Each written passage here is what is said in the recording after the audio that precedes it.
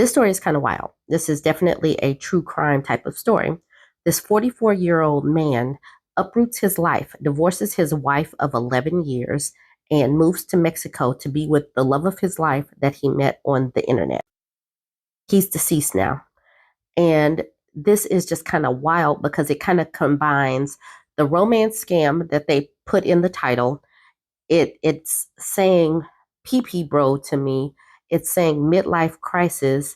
It's saying I don't want to fix the problems that I have here, so I'm going to escape and go to another country. And this person on the internet is bombarding me with the lovely nothings that I want to hear. I'm going to play the video that was embedded in this article. And if you listen to his brother and his mother, they're like, he divorced his wife and he's gone off to look for love. And then towards the end of the mother's video, the mother's commentary, she's talking about parents, just talk to your kids about what they see on the internet. And she's talking about her son that is a grown adult. He's not a kid. So, like, at what point are some of these people going to come out of their delusions and see what is going on in these other countries? I don't know.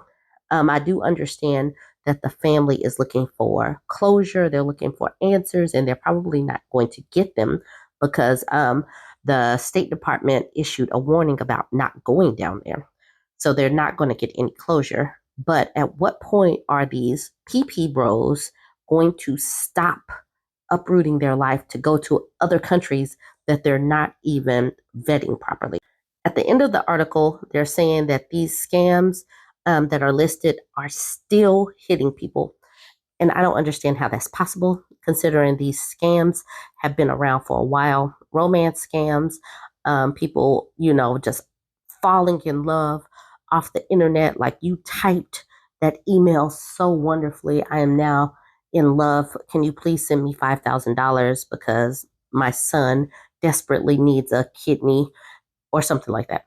Money transfers, like, I have $5,000, but I need $1,000 in order to get it out. Like, if these people, have they never opened the news? Have they never opened the internet? Like, how are they still getting scammed with these? The inheritance notice is like wild. Like, you are the grandniece of a king in some foreign country, and you have $100,000 waiting on you. So, like, please know that these scams are not new. So stop falling for them. Anyways, I'm going to go ahead and play the video of the family. They're searching for answers, and I completely understand. They want to know what happened to their loved one. But by the same token, this man divorced his wife of 11 years because he fell in love. This man fell in love with this woman on the internet. He divorced his wife of 11 years. He paused his business to uproot his whole life to go to a foreign country. That is wild to me. That is absolutely wild. But you guys go ahead, jump in the comments. Let me know what you think. Like, comment, share. Frank Mazziotti's family believes he was the target of a romance scam. Good evening, and thanks for joining us here tonight at 6 o'clock. I'm Molly Grantham. And I'm Siobhan Bryan. WBTV's Claire Kopsky is on your side, pushing for answers, questioning officials on both sides of the border about how this could happen. In August, Luis Mazziotti received an unexpected phone call.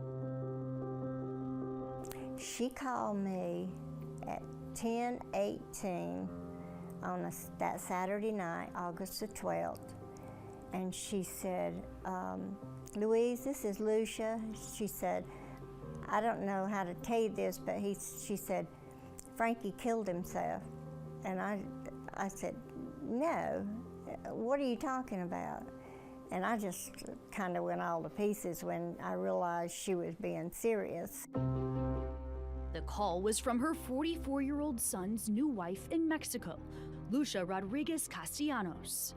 Frank and Lucia got married a year earlier after meeting on an app called Clubhouse. I know he loved languages, and he spoke Spanish fluently and French, and Italian, and so he loved to talk to people in different languages. So he got on that app and met Lucia, and it was like a fast romance. He divorced his wife of 11 years, paused his local business, sold his home, and made plans to move to Lucia's town in Mexico.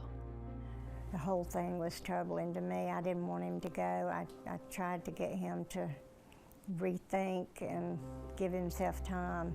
I told him, I said, Frankie, I have a bad feeling about this. I said, I don't think you should do this. I think you should give yourself time to decide what to do. And he said, well, she keeps telling me how much she loves me and how much she can't live without me. He's my brother. I helped raise him. Frank's brother, Michael Godfrey, says he believes his brother went to Mexico for love. He was looking for somebody to love him. He went down there for love, and he ended up being killed. As the family tried to make plans to go to Mexico to bury him, the U.S. Embassy urged them not to come.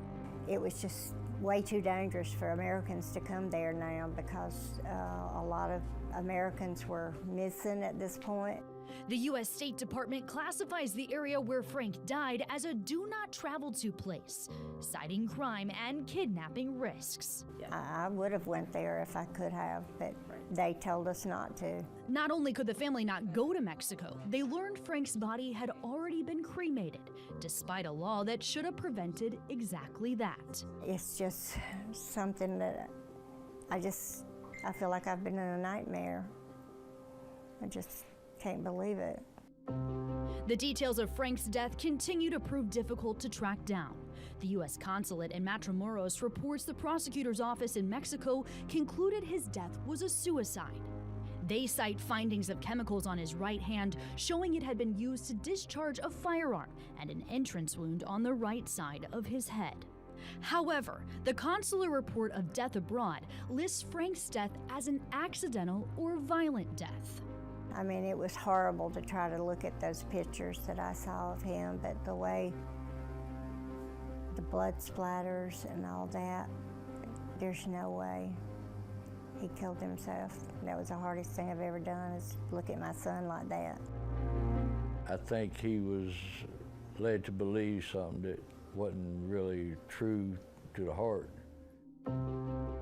While the mystery into how he died may never be solved, the family believes Frank is the victim of a romance scam. They hope Frank's story is a reminder to be cautious of who you meet online. It's a type of scam that the U.S. State Department told me is prevalent in Mexico. If you do decide to travel to meet someone online, Eva Velasquez of the Identity Theft Resource Center says it's best to approach it as if you're meeting a stranger. I think what people think is, oh, I know someone who lives there, therefore I don't have to look at all that. The only person that can save you is you, and the only person that can protect you from them is you. Luis hopes other parents will remind their kids about who they can trust. Just love your kids as much as you can and try to stay off the internet meeting people, because you don't know what they are and what they've done.